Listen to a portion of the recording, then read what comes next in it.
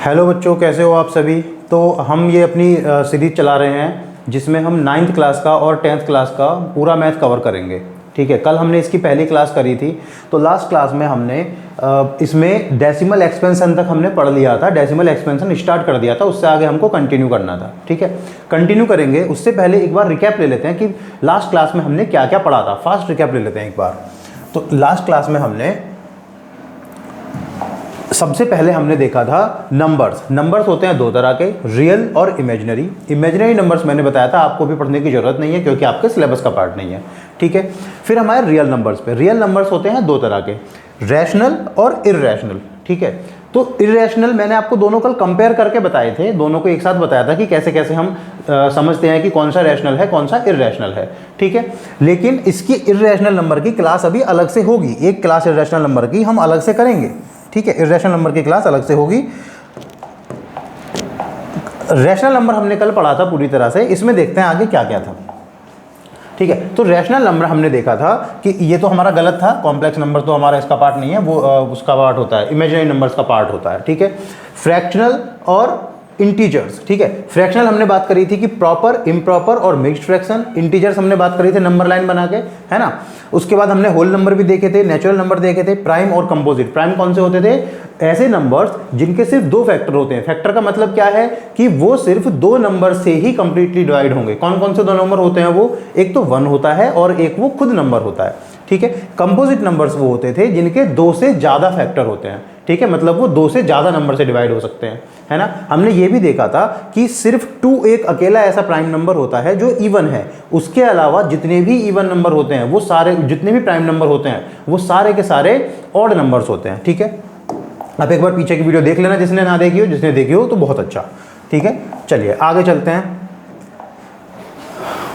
अब फिर हमने रैशनल नंबर देखा था, है ना। रैशनल नंबर में हमने देखा था कि रैशनल नंबर वो होते हैं जिनको हम P अपॉन Q की फॉर्म में लिख सकते हैं, P अपॉन Q की फॉर्म में। उसमें भी कंडीशंस थी कि P और Q दोनों इंटीजर होने चाहिए और Q जो है वो हमारा 0 नहीं होना चाहिए कभी भी, राइट। उसके हिसाब से फिर मैंने बोला था आपसे कि हम पीछे आएंगे, वापस आएंगे थोड़ा सा इन क्वेश्चंस को करने के लिए। अब देखो इन क्वेश्चंस पे आते हैं। हमने 3 क्वेश्चंस अपने पेंडिंग रखे थे, ट्रू फॉल्स वाले हैं ये, इन 3 को हमने पेंडिंग करा था। अब देखते हैं, every integer is a rational number. अब एक बात बताओ, देखो ध्यान से, ये कह रहे हैं every integer is a rational number.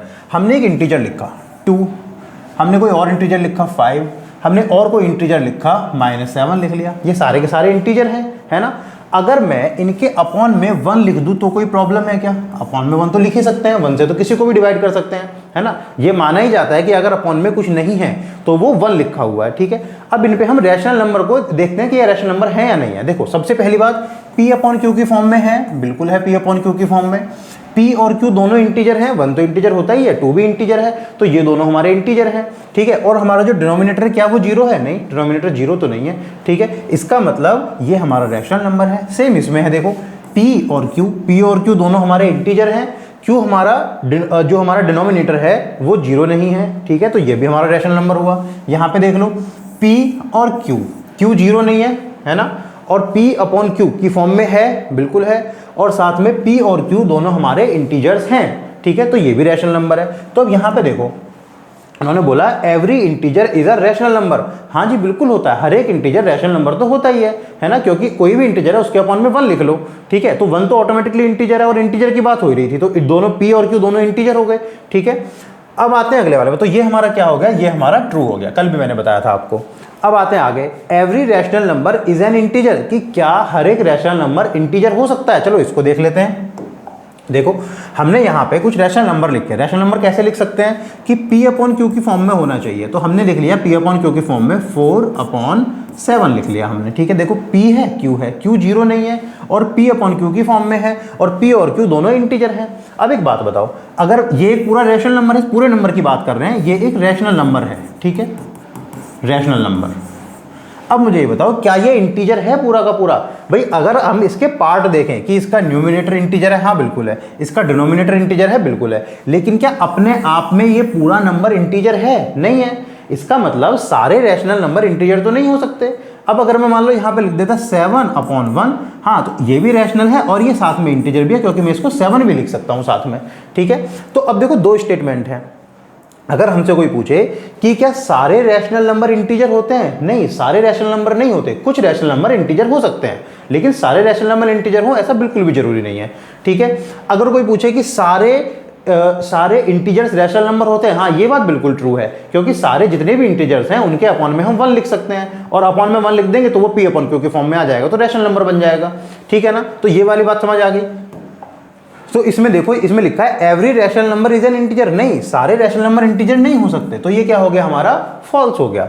ठीक है, फिर ये वाला पेंडिंग था, every rational number is a whole number, क्या सारे के सारे रैशनल नंबर होल नंबर हो सकते हैं, नहीं हो सकते। आप देखो ना नंबर लाइन पे, अगर हम यहाँ पे एक नंबर लाइन बनाएं, ये हमारा 0 1 2 3 -1 -2 और -3 है ना। अब होल नंबर क्या होते हैं, 1 से लेकर के इनफाइनाइट तक जितने भी ये डायरेक्टली रिप्रेजेंट हो रखे हैं इस पे नंबर, उनको हम होल नंबर बोलते हैं। सॉरी, 0 से लेकर के 1 से लेकर के तो नेचुरल नंबर हो जाते हैं। ठीक है, अब ये सारे के सारे हमारे होल नंबर है। ये कह रहे हैं हमसे every rational number is a whole number, क्या सारे रैशनल नंबर, अब देखो यहाँ पे ये भी रैशनल है, ये भी रैशनल है, ये भी रैशनल है, ये भी रैशनल है, क्योंकि अपॉन में 1 लिख सकते हैं, लेकिन इनके बीच में जो नंबर आएंगे, मान लो हमने यहाँ पे लिख दिया इनके बीच में 3/2, तो वो यहाँ कहीं आएगा, 1 और 2 के बीच में आएगा, 3/2 1.5 होता है। ठीक है, अब वो जो 3/2 है वो रैशनल नंबर तो है, लेकिन क्या हम उसे होल नंबर बोलेंगे, नहीं है, वो होल नंबर नहीं है ना। तो इसका मतलब जो every rational number is a rational number है, ये हमारा क्या हो गया, ये हमारा फॉल्स हो गया। ठीक है ना, तो ये 3 हमारे पेंडिंग थे, ये हमने कवर कर लिया। अब हम आगे चलते हैं। देखिए,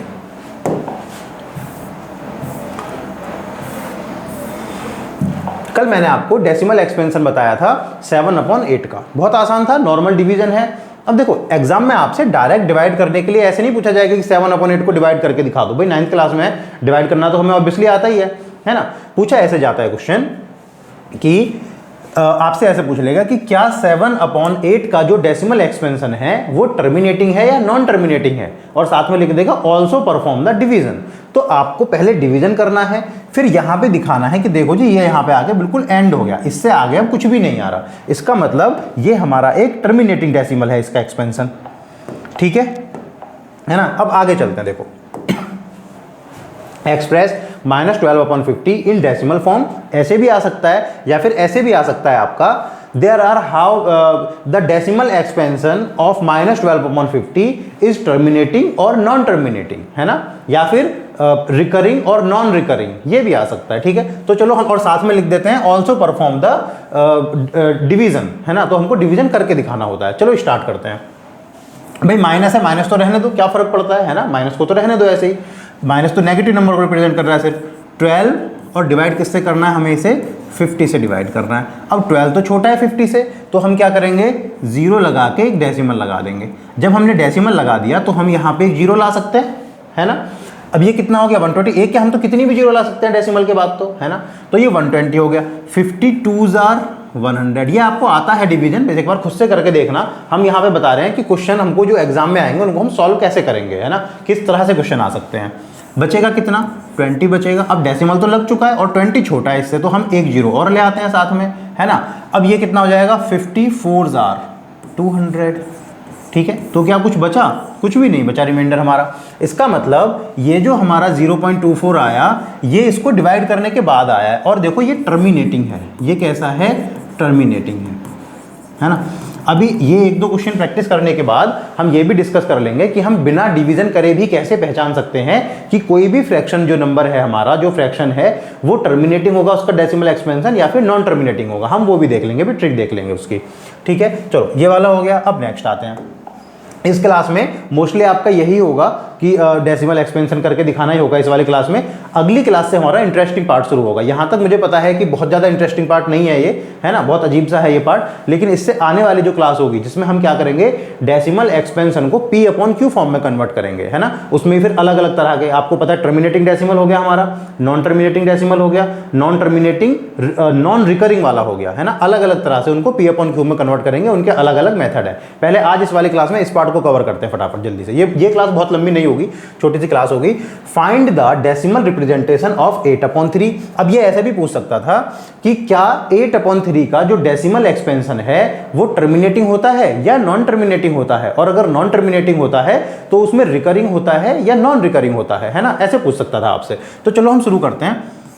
8 को डिवाइड करना है हमें कितने से, 3 से। भाई 8 तो 3 से बड़ा है, तो 3 2 6 आ गया, बचा कितना नीचे, 2 बचा। ठीक है, अब 2 तो छोटा है 3 से, तो हमने क्या करा, यहाँ पे डेसिमल लगाया और यहाँ पे हम एक 0 ले आए। ठीक है, 3 6 18, बचेगा कितना, 2 बचेगा। फिर अब डेसिमल तो लगा हुआ है, एक 0 फिर से ले आए, 3 6 18, बचा कितना, 2 बचा। फिर से 3 6 18, 0 तो हमने लगा लिया ना क्योंकि डेसिमल था, 3 6 18, बचा कितना, 2 बचा। अब देखो बार बार यही आता रहेगा, तो आपको क्या लग रहा है ये कभी एंड होगा क्या, ये कभी एंड नहीं होगा। आप इसको कितना ही करते रहो, ये हमेशा ऐसे चलता रहेगा, है ना, इनफाइनाइट तक चलता रहेगा ये। तो इसका मतलब ये कैसा डेसिमल है, ये नॉन टर्मिनेटिंग है, नॉन टर्मिनेटिंग, है ना। अब एक बात ध्यान से देखो, ये नॉन टर्मिनेटिंग तो है, लेकिन क्या रिकरिंग है या नहीं है, हाँ बिल्कुल रिकरिंग है। देखो 2.666, तो हम इसको क्या लिख सकते हैं, हम इसको लिख सकते हैं 2.6 के ऊपर बार लगा दिया। ये रिकरेंस को दिखाने का तरीका होता है, जो भी हमारी डिजिट बार बार रिपीट हो रही है उसके ऊपर बार लगा देते हैं। मान लो अगर कोई ऐसा हमारा डेसिमल एक्सपेंशन ऐसे आ जाता 3.353535, मतलब अब रिपीट क्या हो रहा है हमारा, यहाँ पे बार बार 353535 रिपीट हो रहा है, तो हम इसको कैसे लिखेंगे, 3.3 के ऊपर हमने 35 के ऊपर हमने बार लगा दिया। इसका मतलब है कि 35 पूरा ये ब्लॉक ऑफ डिजिट्स रिपीट हो रहा है, ठीक है ना। और यहाँ पे सिंगल डिजिट रिपीट हो रही थी, तो हमने सिंगल डिजिट के ऊपर बार लगा दिया। एक बात और सुन लो, यहीं पे बाद में भी डिस्कस करेंगे, यहीं पे भी सुन लो कि अब देखो डेसिमल के बाद कोई भी डिजिट ऐसी नहीं है जो रिपीट ना हो रही हो। 6 है, रिपीट हो रही है, यहाँ पे भी 3 5 है, दोनों की दोनों बार बार रिपीट हो रही हैं। तो ये जो हमारे डेसिमल एक्सपेंशन होते हैं ये वाले, जिनमें रिपीट होता है और डेसिमल के बाद जितनी डिजिट है वो सारी की सारी डिजिट रिपीट होती है, उसको हम बोलते हैं प्योर रिकरिंग। प्योर रिकरिंग, ये भी आपको जरूरत पड़ेगी अभी, उसको हम बोलते हैं बेटा प्योर रिकरिंग। ठीक है, अब मान लो कोई डेसिमल अगर ऐसा आ जाता कि 7.52626 है ना। अब यहाँ पे देखो ध्यान से, यहाँ पे रिपीट क्या हो रहा है, यहाँ पे रिपीट आपका सिर्फ 26 हो रहा है, तो हम इसे कैसे लिखेंगे 7 पॉइंट, अब 5 के ऊपर बार तो नहीं लगा सकते क्योंकि 5 तो हमारा रिपीट ही नहीं हो रहा, रिपीट क्या हो रहा है 26 रिपीट हो रहा है, तो 5 और 26 के ऊपर हमने लगा दिया बार। ठीक है, अब देखो यहाँ पे डेसिमल के बाद हमारा एक डिजिट हमारी ऐसी है जो रिपीट नहीं हो रही है और 26 जो है वो रिपीट हो रहा है, इसका मतलब ये प्योर रिकरिंग तो नहीं है। ठीक है, इसको हम क्या बोलते हैं, इसको बोलते हैं मिक्स्ड रिकरिंग। मिक्स्ड रिकरिंग, देखो ये मैं आपको इसलिए बता रहा हूं कि अभी हम अगली क्लास में P/Q में कन्वर्जन सीखेंगे, डेसिमल एक्सपेंशन का P/Q की फॉर्म में कन्वर्ट करना। तो वहां पे हम इसी तरह से सीखेंगे कि अगर हमारा टर्मिनेटिंग डेसिमल होता है तो कैसे करते हैं, बहुत आसान है वो तो। ठीक है, अगर प्योर रिकरिंग है तो कैसे करते हैं, नॉन रिकरिंग है तो कैसे करते हैं, है ना, और हमारा मिक्स्ड रिकरिंग है तो कैसे करते हैं, है ना। तो इसलिए अभी से इसको देखते हुए चलते हैं। तो मेनली हमारा क्वेश्चन जो ये था कि 8 को 3 से डिवाइड करें तो उसका डेसिमल एक्सपेंशन बताओ, और साथ में ये भी बताओ कि वो टर्मिनेटिंग है नॉन टर्मिनेटिंग है। हमने देख लिया जी नॉन टर्मिनेटिंग है, हमने और एक्स्ट्रा देख लिया कि नॉन टर्मिनेटिंग तो है, साथ में रिकरिंग है। ठीक है, और रिकरिंग भी कैसा वाला है, प्योर रिकरिंग है। ठीक है ना, चलिए तो हमारा आंसर इसका ये आ गया। लिखने का तरीका भी हमने यहां पे देख लिया, आगे चलते हैं। देखो, find the decimal representation of 1/11। ठीक है, अब इसमें आपसे ऐसे पूछ सकता था, there are how many digits in the repeating block of 1/11। ठीक है, कि अगर हम 1/11 का डेसिमल एक्सपेंशन करें तो उसमें कितनी डिजिट्स का ब्लॉक होगा जो बार बार रिपीट होगा, है ना, ऐसे पूछा जाता है। ये क्वेश्चन नहीं पूछे जाएंगे आपसे, तो जनरली क्वेश्चन पूछा जाता है ना एग्जाम में, वो पूछा जाता है 1/7 या 1/17 के लिए। 1/17 का आप देखोगे 16 डिजिट के बाद हमारा रिपीट होता है, अभी हम आएंगे उस पर भी, इसी क्लास में करेंगे। ठीक है, तो पहले 1/11 का देख लेते हैं। 1 लिखा, 1 को हमने किया किससे डिवाइड, 11 से डिवाइड। आपको ये तो पता होना चाहिए। अच्छा, ये जो मैं छोटी छोटी चीज़ें बताता हूँ, जिनको भी ये चीज़ें आती हैं, क्योंकि ऑब्वियस सी बात है बहुत सारे लोगों को ये चीज़ें आती होंगी, कुछ बच्चों को ये चीज़ें नहीं आती होंगी, ठीक है। तो जिनको ये चीज़ें आती हैं वो इस पार्ट को, जो मैं छोटी छोटी बातें बताता हूँ, इनको स्किप कर दो या फिर 2 की स्पीड पर देख लो, ठीक है। जिनको नहीं आती है उनका भी काम होता रहेगा साथ में। 1/11 से करेंगे तो देखो 1 तो छोटा है, तो हमने 0 लगा के एक डेसिमल लगाया, डेसिमल लगाने के बाद हम यहाँ 0 ले आए। ये तो अभी भी छोटा है, जब अभी छोटा है तो उसके बदले का हमको एक 0 लगाना पड़ेगा, है ना। एक 0 लगा के हम यहाँ पे एक और 0 ले आए, ठीक है। तो अब कितना हो जाएगा, 11 9s are 99, ठीक है। बचा कितना, 1, ठीक, 1 बच गया। अब देखो आप ऐसे देखा करो, शुरू में हम 1 को ही तो डिवाइड कर रहे थे ना 11 से, तो कितना हुआ था, 0.09 हुआ था। अब फिर से 1 को 11 से डिवाइड कर रहे हैं तो ऑब्वियसली बात है फिर से 09 ही आएगा यहाँ पे। लेकिन करके देख लेते हैं एक बार। देखो डेसिमल तो लगा हुआ है तो हमने एक 0 ले आए, लेकिन ये तो छोटा रह गया 10, तो उसके बदले का हमने एक 0 लगा दिया, ठीक है। अब ये कितना हो गया हमारा, 100 हो गया। 11 9s are 99 आ गया। अब ये फिर से 1 आ गया हमारा। तो बार बार 1 आ रहा है, बार बार कितना आता रहेगा, 0909 बार बार आता रहेगा हमारा, ठीक है। तो यही हमारा कंटिन्यू चलता रहेगा। तो इसको हम कैसे लिखेंगे, अब बताओ, खुद से बताओ कि क्या ये हमारा टर्मिनेटिंग है या नॉन टर्मिनेटिंग है। ये हमारा नॉन टर्मिनेटिंग है, एंड तो कहीं हो ही नहीं रहा, कंटिन्यू चले जा रहा है ये तो, ठीक है। इसको लिखेंगे कैसे हम, 0.09 के ऊपर हमने लगा दिया बार, ठीक है। अब देखो 09 पूरा रिपीट हो रहा था, हर बार हमारा 09 ऐसे आ रहा था, तो हमने 0.09 के ऊपर बार लगा दिया, ठीक है। ये हमारा कैसा हो गया, प्योर रिकरिंग हो गया, प्योर रिकरिंग, है ना। प्योर रिकरिंग क्यों हो गया, क्योंकि डेसिमल के बाद कोई भी डिजिट ऐसी नहीं है जो हमारी रिपीट ना हो रही हो। 0 और 9 है और दोनों के दोनों बार बार रिपीट हो रही है, तो ये कैसा हो गया, प्योर रिकरिंग हो गया। तो हमने अगर हमारा क्वेश्चन ये होता कि 1/11 के डेसिमल एक्सपेंशन में कितनी डिजिट्स होती हैं, कि रिपीटिंग ब्लॉक में कितनी डिजिट्स होती हैं, तो हम बोलेंगे जी 2 डिजिट्स होती हैं, 0 और 9, 0909 बार बार रिपीट होता रहता है, ठीक है। 1/11 का समझ आ गया। किसी को 1/11 को डिवाइड करने में डाउट हो तो कमेंट कर देना, मैं इसको अलग से और ज़्यादा डिटेल में डिवाइड करके हम अगली वीडियो में दिखा देंगे आपको। और अगर डाउट ना हो तो बहुत अच्छी बात है, मोस्ट प्रोबेबली डाउट होगा भी नहीं। कुछ बच्चों का अगर डाउट होगा तो आप कमेंट में डाल देना कि इसमें थोड़ा डाउट है डिवाइड करने में, इसके ऊपर एक छोटी सी वीडियो 2 मिनट की, 4 मिनट 5 मिनट जितना भी होगा उसकी एक अलग से वीडियो बना दी जाएगी। चलिए next question, find the decimal expansion of -16/45, -16/45 का डेसिमल एक्सपेंशन। अच्छा देखो पिछली बार हमारी एक चीज रह गई यहाँ पे, पिछले वाले में हाँ इसमें ये माइनस था, तो हमारा जो आंसर आएगा ना बेटा वो भी माइनस में ही आएगा, -12/50। ये हमारा कितना आएगा, डेसिमल एक्सपेंशन में 0.24 आया था, तो यहाँ पे माइनस तो आएगा ही आएगा, ठीक है ना, नेगेटिव नंबर था, तो उसमें कोई डाउट मत करना। Find the decimal expansion of -16/45, minus है तो होने दो, नेगेटिव नंबर है, हमें तो कुछ फर्क पड़ता नहीं है, हम तो नॉर्मली डिवाइड करेंगे। 16 को हम डिवाइड करते हैं किससे, 45 से डिवाइड करते हैं। अब देखो 16 तो छोटा है ना, तो उसके बदले हमने क्या करा, 0 लगा के डेसिमल लगाया, यहाँ पे हम 0 लेके आ गए। अब देखो कितने टाइम्स जाएगा, अगर हम इसको 40 भी मान लें और 4 से करें तो 160 आ जाता, लेकिन 5 एक्स्ट्रा है, 45 है, तो मतलब 4 टाइम्स तो नहीं जाने वाला है, ठीक है। तो हम कितने टाइम्स करेंगे, 3 टाइम्स। 3 5s are 15 का 5 कैरी 1, 3 4s are 12 और 1 13।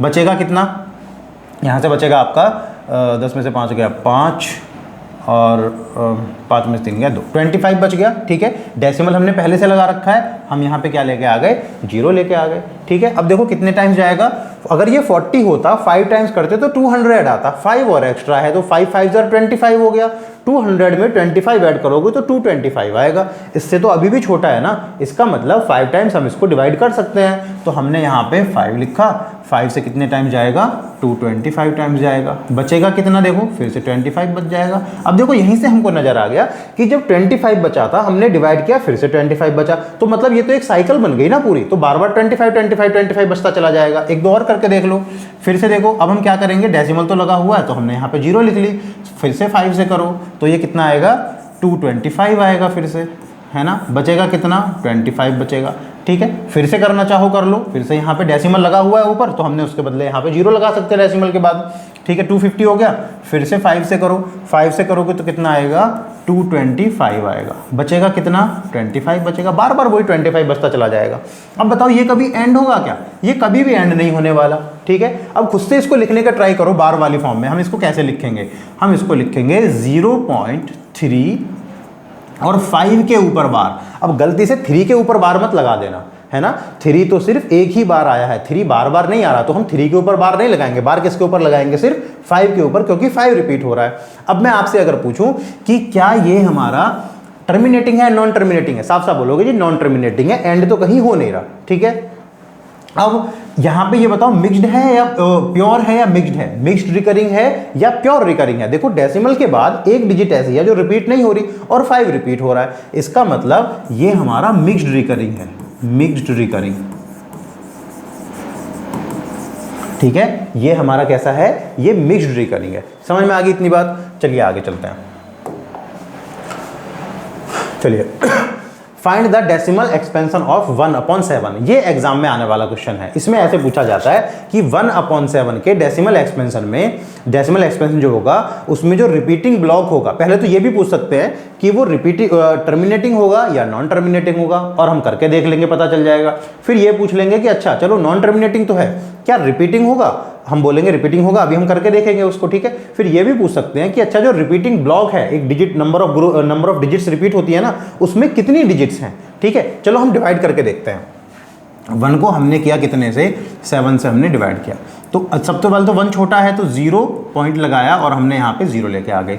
7 1 जार 7, बचा कितना 3। अब डेसिमल लगा रखा है तो हमने यहाँ पे 0 लेके आ गए। 7 4 जार 28, ठीक है। बचेगा कितना? 2 बचेगा। डेसिमल लगा हुआ है तो हम 0 लेके आ गए। 7 2 जार 14, बचेगा कितना? 6 बचने वाला है। डेसिमल लगा हुआ है तो हम यहाँ पे 0 लेके आ गए, क्योंकि 6 तो छोटा था ना 7 से, तो 7 8 जार 56, बचेगा कितना बेटा? 4 बचेगा यहाँ पे। डेसिमल लगा हुआ है तो हमने यहाँ पे 0 लेके आ गए। 7 से कितने टाइम जाएगा? 5 टाइम। 7 5 जार 35, बचेगा कितना? 5, ठीक है। अब डेसिमल लगा हुआ है तो 0 लेकर के आ गए। 7 7 जार 49, ठीक है। बचा कितना? 1 बचा। अब देखो हमने जो स्टार्ट किया था 1 को ही तो 7 से डिवाइड करना स्टार्ट किया था ना। ये जो 0 है ये तो डेसिमल लगाने के बाद लिखी थी हमने। जब हम फिर से 1 को 7 से डिवाइड करेंगे तो क्या हमारा वापस से यही वाला पार्ट नहीं आ जाएगा? यही वाला तो आप करके देख लेना चाहे, वैसे एग्जाम में करने की जरूरत नहीं होती। यहाँ पे जैसे ये वाला आता है ना, जो हमारा पहले डिविडेंड था, रिमाइंडर जब हमारा वापस से डिविडेंड के बराबर आ जाता है तो हम समझ जाते हैं कि अब यहाँ से हमारा रिपीट होना शुरू हो जाएगा, ठीक है। तो अब देखो हम इसको कैसे लिखेंगे। रिमाइंडर तो बचा हुआ है ही, जो कुछ 1 बचा हुआ है हमारा 0.142857 और इसके ऊपर पूरे के ऊपर बार लगाएंगे, ठीक है ना। अब ये कैसा है? प्योर है, प्योर रिकरिंग है या फिर मिक्स्ड रिकरिंग है? हम बोलेंगे जी ये तो प्योर रिकरिंग है। क्यों है? क्योंकि डेसिमल के बाद कोई डिजिट ऐसी नहीं है जो हमारी रिपीट ना हो रही हो, ठीक है। एक ग्रुप ऑफ डिजिट्स है जो रिपीट हो रहा है, इसी को हम ब्लॉक ऑफ डिजिट्स बोलते हैं, ठीक है। अब इसमें कितनी डिजिट्स हैं? 1 2 3 4 5 6, ठीक है। तो 6 डिजिट्स के बाद हमारा डेसिमल एक्सपेंशन ऑफ 1/7 रिपीट होता है, ठीक है ना। तो इसमें रिपीटिंग डिजिट्स कितनी है? 6 है। ऐसे ही आपसे एग्जाम में पूछा जाएगा और बहुत इंपॉर्टेंट क्वेश्चन है ये एग्जाम पॉइंट ऑफ व्यू से, ठीक है। तो देख लिया हमने, आगे चलते हैं। अब आता 1/17। ये अगर एग्जाम में आएगा तो लॉन्ग क्वेश्चन में आएगा, ठीक है। अब इसका बहुत लंबा जाने वाला है, मैंने आपको पहले ही बताया था। इसका जो डेसिमल एक्सपेंशन होता है 16 डिजिट्स होती हैं रिपीटिंग, 16 डिजिट्स होती हैं इसके डेसिमल एक्सपेंशन में जो रिपीट होना शुरू होती हैं। डिवाइड करते जाते हैं ऐसा लगने लगता है कि यहाँ तो रिपीट कभी होगा ही नहीं, ठीक है। लेकिन रिपीट होता है कितने डिजिट बाद? 16 डिजिट बाद। चलो करके देखते हैं। एग्जाम में आपसे जब भी पूछेंगे तो इसका डिवाइड परफॉर्म करने के लिए जरूर बोलेंगे, तो वो हमको करना ही करना है। चलिए स्टार्ट करते हैं, यहाँ से स्टार्ट करते हैं क्योंकि स्क्रीन के 2-3 पार्ट हमको करने पड़ेंगे। 1 को हमने स्टार्ट किया डिवाइड करना कितने से? 17 से। सबसे पहले 0 लगा के डेसिमल लगाया और यहाँ पे 0 आया। अब ये तो अभी भी छोटा है तो उसके बदले का एक 0 लगाना पड़ेगा और फिर हमको यहाँ पे क्या लाना पड़ेगा? 0 लाना पड़ेगा। 17 5 जार 85, ठीक है। 17 6 जार तो 102 हो जाते। बचा कितना? 15। डेसिमल लगा हुआ है तो हम 0 लेके आ गए। 150 हो गया तो ये जाएगा हमारा 17 8 जार। करके देख लेते हैं कितने टाइम जाएगा। 8 7 जार 56 का 6, हाँ 17 8 जार जाएगा ये हमारा, ठीक है। 17 8 जार कितना होता है बेटा 136 होता है। अच्छा, आप में से कितने लोग ऐसे हैं जिनको 1 से 20 तक टेबल आते हैं, है ना। टेबल जरूर याद करना 1 से 20 तक, कैलकुलेशन में बहुत हेल्प होगी आपकी, नहीं तो कैलकुलेशन करना बहुत डिफिकल्ट हो जाएगा। कल मैंने आपको क्या बोला था करने के लिए, कल मैंने बोला था 1 से 100 तक प्राइम नंबर्स बोला था, प्राइम नंबर्स, है ना, प्राइम नंबर्स। और आज मैं बोल रहा हूँ 1 से 20 तक टेबल, ठीक है। और ये कोई एक दिन का काम नहीं है टेबल याद करना, डेली हमको रिवाइज करना होता है। और हमको इस लेवल के याद हो जाने चाहिए कि जब हम कैलकुलेशन करें तो हमको देखते ही याद आ जाए कि 7 6 जार तो 102 होते हैं, 17 6 जार तो 102 होते हैं, 17 8 जार तो 136 होता है ना। हमको देखते याद नहीं, तभी हमारी कैलकुलेशन आसान होती है। चलिए, तो 17 8 जार 136, बचा कितना 14 बचा। तो हम क्या लेके आ गए, यहाँ पे डेसिमल लगा हुआ था, हमने यहाँ 0 लिख दी। फिर से 8 टाइम्स होगा, फिर से 136 आएगा, ठीक है। बचेगा कितना 4, डेसिमल लगा हुआ है तो 0 लेके आ गए। 17 से 2 टाइम, 17 2 जार 34, बचा कितना 6 बचा, ठीक है। तो 6 पे हमने 0 लगा दिया। 17 3 जार कितना आएगा 51 आएगा। बचेगा कितना 9 बचेगा, है ना, 9 बचा। हमने यहाँ पे फिर से 0 लगा दी।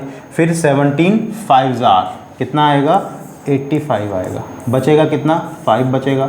हम यहाँ फिर से 0 लगा देंगे। 0 क्यों लगा रहे हैं बार बार, क्योंकि डेसिमल हम पहले ही लगा चुके थे, तो हम जितनी मर्जी 0 ऊपर से ला सकते हैं, ठीक है। 50 आ गया। तो 17 2 जार 34। भाई अगर हम 17 3 जार कर लेते तो 51 हो जाता, 50 से ज़्यादा हो जाता, तो हम 50 से ज़्यादा नहीं कर सकते थे।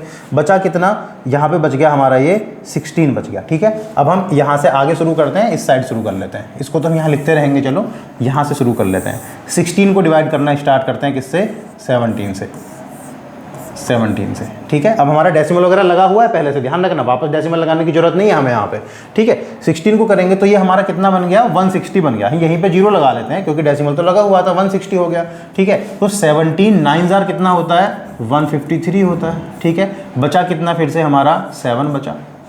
यहाँ पे हम 0 लगा लेंगे क्योंकि डेसिमल तो हमारा लगा हुआ था। इस 9 को यहाँ ना लिख के यहीं लिख लो आप, कन्फ्यूजन नहीं होगी, ठीक है। 17 153 हो गया। फिर 17 4 जार, यहाँ पे बार बार यहाँ पे नहीं लिखना, यहीं पे लिखते हैं। 17 4 जार कितना आ जाएगा 68 आ जाएगा। बचेगा कितना 2, फिर से 0 लगा लेंगे। 0 क्यों लगा रहे हैं बार बार, क्योंकि हमारा डेसिमल लगा हुआ है यहाँ पे। 17 1 जार 17, बचा कितना 3, फिर से 0 आ जाएगी। 17 1 जार 17, ठीक है। क्योंकि हमें 17 1 जार तो इसलिए करना पड़ रहा है ना, 17 2 जार करते तो 34 हो जाता, ठीक है। डिवाइड किया हमने, इसमें डिवाइड करा, 30 को 17 से गया तो कितना बचेगा 13 बचेगा, ठीक है। फिर से 0 लगा लो। अब कितना जाएगा 17 6 जार 17 7 जार चला जाएगा। 17 7 जार 119, ठीक है। बचेगा कितना 11 बचेगा, आ जाएगा 0। 17 6 जार 102 हो जाएगा। बचेगा कितना 8 बचेगा। मतलब डेसिमल तो है ही, तो हमने यहाँ पे 80 कर लिया। अब वापस यहाँ से स्टार्ट करते हैं। हम 80 को करते हैं हम कितने से 17 से डिवाइड करते हैं। 17 4 जार 68, ठीक है। 17 4 जार 68, बचेगा कितना 12 बचेगा। फिर से 0 आ जाएगी क्योंकि हमारा डेसिमल तो यहाँ पे लगा हुआ था। अच्छा, ये वाले 4 को भी आप क्या करो, इस वाले 4 को भी यहीं पे लिख लो, ठीक है ना। अब 17 7 जार कितना आ गया 119 आ गया। तो बचा कितना 1। अब ध्यान से देखना, जो हमने डिवाइड स्टार्ट किया था वो 1 को डिवाइड करना स्टार्ट किया था किससे 17 से। अब हमारा रिमाइंडर वापस कितना आ चुका है, रिमाइंडर हमारा वापस से 1 आ चुका है। तो इसका मतलब यहाँ से हमारा रिपीटेशन शुरू हो जाएगा। और ये जो 7 है इसको आप यहीं पे लिख लो, यहाँ पे 7 को मत लिखो, ठीक है ना। तो ये देखो इतना बड़ा हमारा करके आया। अब यहाँ से वापस आप करोगे, देखो 1 है, फिर से 0 लाओगे, फिर से एक और 0 लाओगे। पहले 0 लाने के बाद छोटा पड़ेगा तो उसके बदले का 0 लगाओगे, वापस यहाँ से हमारा रिपीट होना शुरू हो जाएगा, ठीक है ना। तो अब यहाँ पे देखो हमारा कितना आया, ये इसको लिख लेते हैं हम नीचे। 1/17 हमारा डेसिमल एक्सपेंशन आया 0.05882355 5882355 5882355 29411 29411 7647 7647। काउंट करें एक बार। अच्छा, अब तो हम इसके ऊपर बार तो लगा सकते हैं ना, बार तो हम लगा ही सकते हैं इसके ऊपर, ठीक है। और ये भी हमारा कैसा है, हमारा ये प्योर रिकरिंग है, रिकरिंग जरूर है क्योंकि ये पूरा का पूरा ब्लॉक हमारा रिपीट हो रहा है। ठीक है, काउंट करते हैं कितनी है, 1 2 3 4 5 6 7 8 9 10 11 12 13 14 15 16। कितने डिजिट्स के बाद रिपीट हुआ? आफ्टर 16 डिजिट्स, है ना। तो रिपीट आफ्टर 16 डिजिट्स। ठीक है, अब वो इसमें आपसे कई तरह से क्वेश्चन पूछ सकता है कि कितने कि जो रिपीटिंग ब्लॉक है वो कितने डिजिट का है। आप बोलोगे जी 16 डिजिट का है, कि 1/17 को हम रिपीट करते हैं तो उसमें हमारे कितनी बार 8 आता है। आप देख लो यहाँ पे 2 बार 8 आ रहा है। पूछ सकता है कितनी बार 7 आ रहा है, कितनी बार 5 आ रहा है, कोई पर्टिकुलर डिजिट्स कुछ भी क्वेश्चन पूछ सकता है। तो अगर आपको ये करना आता है, और देखो मैं एक बात और आपको बताता हूँ, अगर आपने एग्जाम में जाने से पहले इसको 4 से 5 बार घर पे नहीं किया तो वहां पे कहीं ना कहीं गलती पक्का हो जाएगी। ठीक है, ये चीजें देखने में बहुत आसान लगती हैं लेकिन ये प्रैक्टिस वाली चीजें होती हैं, सारी चीजें प्रैक्टिस मांगती हैं। ठीक है ना। अभी क्लास एंड होने के बाद, जैसे ही आप ये क्लास देखने के बाद खत्म करोगे, तुरंत इसको बैठ के अलग से एक बार डिवाइड करके देखना। 100 मतलब बहुत ज़्यादा चांस है कि आपका कहीं ना कहीं गलती हो जाएगी। इतने बड़े डिवीजन में माइंड डाइवर्ट होता है ना। माइंड डाइवर्जन से बचना है तो उसके लिए हमें प्रैक्टिस करनी पड़ेगी। ठीक है, चलिए आगे चलते हैं। बहुत इंपॉर्टेंट है 1/17 वाला। अब आता है 22/7। अभी हमने 1/7 देखा था, अब हम 22/7 देख लेते हैं। इसमें भी सेम है, 22 को डिवाइड करो कितने से, 7 से, है ना। 7 3 21, बचा कितना 1। अब देखो ध्यान से, 1 बचा 7 से डिवाइड करना, ये हम पहले भी कर चुके हैं। 1 को 7 से डिवाइड पहले भी कर चुके हैं, किसमें, 1/7 में। ठीक है, अब देखो करके देखते हैं क्या सेम आता है या नहीं आता। हमने लगाया डेसिमल, यहाँ पे आ गया 0, 7 1 7, बचा कितना 3 बचा, तो यहाँ पे लगा दिया हमने 0, 7 4 28, बचा कितना 2, फिर से लगा दिया 0, 7 2 14, बचा कितना 6, फिर से लगा दिया 0 क्योंकि डेसिमल तो लगा हुआ है, हम तो बार बार 0 ला ही सकते हैं। 7 8 56, बचा कितना 4, फिर से लगा दिया 0, 7 5 35, बचा कितना 5, फिर से लगा दिया 0, 7 7 49, बच गया कितना 1। देखो यहाँ भी 1 था, फिर से 1 आ गया, इसका मतलब रिपीट होना शुरू हो जाएगा। ठीक है, तो इसका जो डेसिमल एक्सपेंशन आया 22/7 का, ये हमारा आया 3.14। ये बार बार ऐसे ही चलता रहेगा अब आगे तक। 3.142857 पे बार हमने यहाँ पे लगा दिया। ठीक है ना। तो इसके भी रिपीटिंग ब्लॉक में कितनी डिजिट्स हुई, 1 2 3 4 5 6 डिजिट्स ही इसके भी रिपीटिंग ब्लॉक में हुई। अब देखो याद रखना है कितना है, 142857 है ना। इसके डेसिमल के बाद वापस चलते हैं जहां हमने 1/7 किया था, जहां हमने 1/7 किया था वहां पे चलते हैं। 7/8 ये रहा 1/7। देखो हमारा सेम आ रहा है, 1 2 3 4 5 6 यहाँ पे और सेम डिजिट्स हैं, है ना। इसका मतलब हमने ये देख लिया कि अगर जैसे मुझे ये पता है, देखो इससे हमको क्या सीखने को मिला पता है, इससे हमें ये सीखने को मिला कि जैसे मुझे ये पता है कि 1/17 के रिपीटिंग ब्लॉक में कितनी बार कितनी डिजिट्स के बाद रिपीट होता था, 16 डिजिट्स के बाद रिपीट होता था। 16 डिजिट्स रिपीटिंग ब्लॉक होता था, है ना। अब अगर मुझसे कोई ये पूछ लेता कि आप ये बता दो जी हमको कि 11/17 जो होगा वो कितनी डिजिट्स के बाद रिपीट होना शुरू होगा, आप बोलोगे सर ये भी 16 डिजिट्स के बाद ही रिपीट होगा, 16 डिजिट्स के बाद ही रिपीट होगा ये भी हमारा। ठीक है ना। तो अगर हमको एक का पता है भी, इसका मतलब क्या है, इसका मतलब ये है 11 × 1/17। ठीक है, अब 1/17 कितने के बाद रिपीट होता था, 16 डिजिट्स के बाद रिपीट होता था। आप 11 से मल्टीप्लाई कर दोगे तब भी कोई फर्क नहीं पड़ेगा, डिजिट्स चेंज जरूर हो जाएंगे क्योंकि 11 का मल्टीप्लाई कर रहे हैं, लेकिन जो रिपीटिंग ब्लॉक होगा वो 16 डिजिट का ही होगा। ठीक है, जैसे हमारा 1/7 का जो रिपीटिंग ब्लॉक था वो हमारा 6 डिजिट का होता है, 6 डिजिट रिपीटिंग ब्लॉक, है ना। अब इसमें मैं 1/7 में किसी से भी मल्टीप्लाई कर लूँ, मेरा मन किया मैंने 9 से कर लिया, 9 × 1/7, तो इसमें भी 6 डिजिट का ही रिपीटिंग ब्लॉक होगा। ठीक है ना। तो हमको 1/7 का याद रखना कितना था, 6 डिजिट रिपीटिंग ब्लॉक है। 1/17 का कितना है, 16 डिजिट रिपीटिंग ब्लॉक है, और हमको डिवीजन भी करना आना चाहिए। ठीक है ना। जैसे हमने देख लिया कि 1/7 का पता था, 22/7 का निकालना था, है ना। तो हमने निकाल दिया 22/7 का। हमको मतलब अगर डिवीजन, अगर आपसे सिर्फ एमसीक्यू में ये पूछ लेता कि 22/7 के रिपीटिंग ब्लॉक में कितनी डिजिट्स आती हैं, तो आपको याद था कि 1/7 में 6 आती थी, 22 का मल्टीप्लाई ही तो किया है, क्या फर्क पड़ता है, रिपीटिंग ब्लॉक तो उतनी ही डिजिट का होगा तब भी, तो हम डायरेक्ट आंसर कर सकते थे 6 डिजिट्स का होगा, ठीक है। लेकिन अगर परफॉर्म करने के लिए बोले तो हमको फिर परफॉर्म करके दिखाना पड़ेगा, लेकिन एमसीक्यू में हम इनसे बच सकते हैं, ठीक है। चलिए अब देखो ये वाली बात, इसको मैं आपको समझाता हूं, पहले क्या लिखा देख लेते हैं। Decimal expansion of a fraction will be terminating if it contains only the multiples of 2 and 5 in the denominator. अभी हम देख रहे थे, हम किसी को डिवाइड करते हैं तो कई बार वो आ जाता है नॉन टर्मिनेटिंग, कई बार आ जाता है टर्मिनेटिंग। ये हम कैसे पता करेंगे कि वो टर्मिनेटिंग है या नहीं है? देखो होता क्या है, जो भी हमारी फ्रैक्शन है, मान लो हमने लिखा 7/8 लिखा, अब ये 8 है, अगर मैं इसके प्राइम फैक्टर करूं, क्या प्राइम फैक्टर सबको आते हैं? बेटा नहीं आते हैं तो अच्छे से सीख लो, 10th क्लास का पहला चैप्टर ही है प्राइम फैक्टर करने का, पूरा चैप्टर उसी पे बेस्ड है। तो 8 के अगर हम प्राइम फैक्टर करेंगे, 8 को हम देखो प्राइम फैक्टर कैसे करते हैं, पहले इसको हमें सिर्फ प्राइम नंबर से ही डिवाइड करना है, जरूरी नहीं है सबसे छोटे से करो, आपका जो मन करे उससे डिवाइड करके देख लो जिससे परफेक्टली डिवाइड होता हो, ठीक है। तो ऐसा प्राइम नंबर कौन सा है जिससे पहले डिवाइड हो जाएगा? मेरे को तो 2 दिख रहा है साफ साफ, है ना। हमने यहाँ 2 से किया, क्या 2 प्राइम नंबर है? बिल्कुल है। अगर 2 के अलावा कोई और नंबर होता तो हम इससे उससे डिवाइड नहीं कर सकते थे। 2 4 जार हो गया, अब फिर से 4 को फिर से किसी ऐसे नंबर से डिवाइड करो जो प्राइम हो, ठीक है। फिर से मैंने 2 से कर लिया, 2 2 जार, अब 2 को फिर से करो, 2 तो सिर्फ 2 से ही होगा, और तो भाई 1 से हो सकता था, लेकिन 1 तो प्राइम नंबर नहीं है ना। 2 से किया हमने तो 1 आ गया, अब 1 को तो छोड़ ही दो, 1 की तो कोई बात ही नहीं है ना। तो इसके हमारा ये है 8 है, 8 के प्राइम फैक्टर हमारे क्या आ गए? 2 × 2 × 2, ये प्राइम फैक्टर आ गए किसके? 8 के। तो ये कितना बन गया? 2 की पावर 3 बन गया ये, ठीक है ना।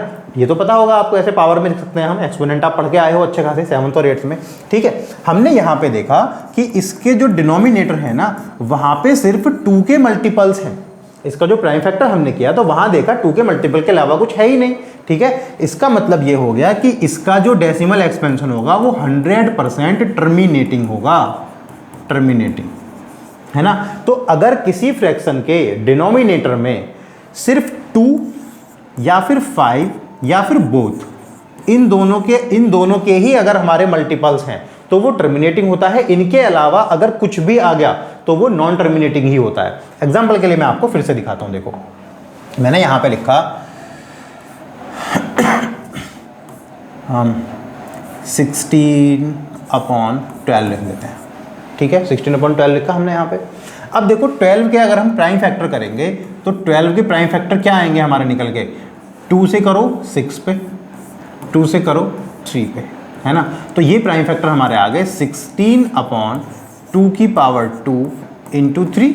अब देखो 2 के मल्टीपल तो हैं, लेकिन हमारा 3 भी तो आ गया ना। इसका मतलब इसका जो डेसिमल एक्सपेंशन आप निकालोगे वो नॉन टर्मिनेटिंग होगा, वो कभी टर्मिनेट होगा ही नहीं, है ना। वो क्या होगा? नॉन टर्मिनेटिंग होगा। चाहे आप करके देख लो, डिवाइड करके देखेंगे तो वो कभी एंड होगा ही नहीं, ठीक है। तो हमने ये देखा कि बेशक अगर 2 के मल्टीपल अवेलेबल हैं या 5 के मल्टीपल अवेलेबल हैं, उनके अलावा कुछ और भी आ गया तो नहीं होगा, ठीक है ना। सिर्फ और सिर्फ क्या होना चाहिए? या तो 2 के मल्टीपल या 5 के मल्टीपल या दोनों के मल्टीपल हो तो भी काम चल जाएगा आराम से, ठीक है ना। उसके अलावा अगर कुछ भी आ गया, कुछ भी, तो उसका मतलब उसके बाद वो हमारा टर्मिनेटिंग कभी नहीं होगा, हमेशा नॉन टर्मिनेटिंग होगा। हाँ, वो बात अलग है कि वही पार्ट हमारा मान लो न्यूमिनेटर में भी दे रखा है तो ऊपर न्यूमिनेटर से डिनोमिनेटर कैंसिल आउट हो जाएगा। मान लो ये ऐसे होता, इसी वाले एग्जाम्पल की बात करते हैं, ये अगर मान लो ऐसे होता 48/12 होता तो हम इसको क्या लिख लेते? वैसे तो डायरेक्ट दिख रहा है यहाँ से, लेकिन मैं समझाने के लिए बता रहा हूँ। हम इसको क्या लिख सकते थे? 48/2 की पावर 2 × 3, है ना। अब इसको हम और क्या लिख सकते हैं? 16 × 3/2 की पावर 2 × 3। तो इस 3 से ये 3 हट गया, तो अब ये क्या होगा? अब ये टर्मिनेटिंग हो जाएगा, ठीक है, क्योंकि हम डिनोमिनेटर में से हमने सिर्फ क्या बच गए? सिर्फ 2 के मल्टीपल बच गए, तो टर्मिनेटिंग हो जाएगा, ठीक है ना। ये आपको 10th क्लास में पढ़ने को मिलेगा, मैंने यहाँ पे ही बता दिया कि हम देख के कैसे पहचानते हैं, ठीक है। तो पीछे बेटा यही लिखा हुआ था, पीछे हमारा यही लिखा हुआ था, decimal expansion of a fraction will be terminating if it contains only the multiples of 2 and 5 in the denominator. 2 और 5 के अलावा कोई भी नहीं होना चाहिए मल्टीपल डिनोमिनेटर में। अगर है तो या तो वो न्यूमिनेटर से कैंसिल आउट हो जाए तब ठीक है, लेकिन अगर कैंसिल आउट भी नहीं हो रहा है तो उसके बाद तो हमको ये करना ही पड़ेगा, मतलब इसको हमें देखना पड़ेगा कि वो हमारा नॉन टर्मिनेटिंग होगा, ठीक है ना, इतनी बात समझ आ गई। तो ये वाला पार्ट हमारा यहीं पे खत्म होता है इस क्लास में। अगली क्लास में जारी रहेगा हमारा चैप्टर, बहुत लंबा चैप्टर है, बहुत लंबा जाएगा, बहुत सारी क्लास होंगी इस चैप्टर में, ठीक है। अब ये पीडीएफ हम अपने टेलीग्राम ग्रुप पे डाल देंगे। अगर आपको ये पीडीएफ चाहिए तो आप वहां से ले सकते हैं। टेलीग्राम ग्रुप का लिंक हमें मिल जाएगा आपको यूट्यूब के डिस्क्रिप्शन में, जो यूट्यूब वीडियो है ना ये अपनी, इसके डिस्क्रिप्शन में टेलीग्राम का लिंक आपको मिल जाएगा। वहां से आप टेलीग्राम ग्रुप ज्वाइन करके और ये पीडीएफ देख सकते हैं, विद एनोटेशन आपको पीडीएफ मिल जाएगी, ठीक है। प्रैक्टिस जरूर करना, बिना प्रैक्टिस के सब पढ़ा लिखा बेकार है। आप यहाँ पे अपना आधा घंटा 1 घंटा जो भी यहाँ लगा रहे हो, अगर प्रैक्टिस आपने नहीं करी तो वो बेकार है, उसका कोई मतलब नहीं है फिर, ठीक है। चलो अगली क्लास में शुरू करेंगे। अगली क्लास में हमारा स्टार्ट होगा conversion of decimal expansion into P upon Q form, ठीक है। मिलते हैं अगली क्लास में, जल्दी ही वीडियो आएगी, बहुत ज़्यादा डिले किसी भी वीडियो में नहीं होगा। ये हो सकता है कि डेली वीडियो ना आए, लेकिन बहुत जल्दी आएगी। डेली ना आएगी तो 2 दिन में तो पक्का आएगी, ठीक है। कोशिश करेंगे कि डेली वीडियो आए, ठीक है। और हम इसको पूरा हम कोशिश करेंगे कि दीपावली तक हम ये 9th क्लास का पूरा मैथमेटिक्स कवर कर लें। उसके बाद हम प्रैक्टिस सेशन शुरू करेंगे, फिर प्रैक्टिस वाली सीरीज लेके आएंगे, ठीक है। चलिए मिलते हैं अगली वीडियो में, थैंक यू।